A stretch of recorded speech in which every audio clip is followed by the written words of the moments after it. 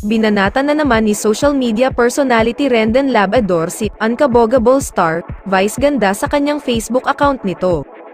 Matatandaang nauna na niyang sitihin ang komedyante matapos nitong kumain ng cake ng di kaaya-aya umano sa mata ng marami kasama ang jowa nitong si Ayon Perez sa segment na Isip Bata ng It's Showtime. Pero sa pagkakataong ito, tila napahiya si Rendon dahil ang video clip na pinuna niya kung saan nag-dirty finger umano si Vice on air ay last year pa pala nangyari. Kaya naman, binura niya agad ang naturang post matapos niyang mahimasmasan, nagbigay pa siya ng pahayag sa kanyang Facebook story kaugnay sa nangyari. Deleted ang Vice dirty finger post.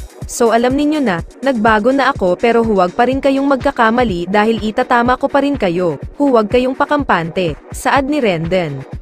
Dagdag pa niya, last year pa daw ang video, pero kahit ilang taon pa ang nakalipas, mali pa rin yun, hindi tumetama ang mga mali dahil lang sa tagal ng panahon, ni-remove ko na lang kasi bigla ko naalala na nagbago na nga pala ako, lablab. Matatanda ang kamakailan lang ay inamin ni Rendon na sa lahat umano ng mga celebrity na binanatan niya ay si Vice ang pinakamalakas dahil na mass report daw ang kanyang Facebook account. Dahil kinuyog siya ng fans nito na humantong pa sa pagkakamas report ng kanyang social media platforms gaya ng Facebook. Okay na kami niyan, nag-apologize na ako, say ni Rendon. Pero pag-amin niya Vice ganda nga raw ang pinakamalakas sa lahat ng mga sinita niya. Kasi na mass report ako. Dati naman hindi. Pero wala naman akong personal na galit, syempre gusto ko rin mag-apologize sa kanya, walang personal and brother.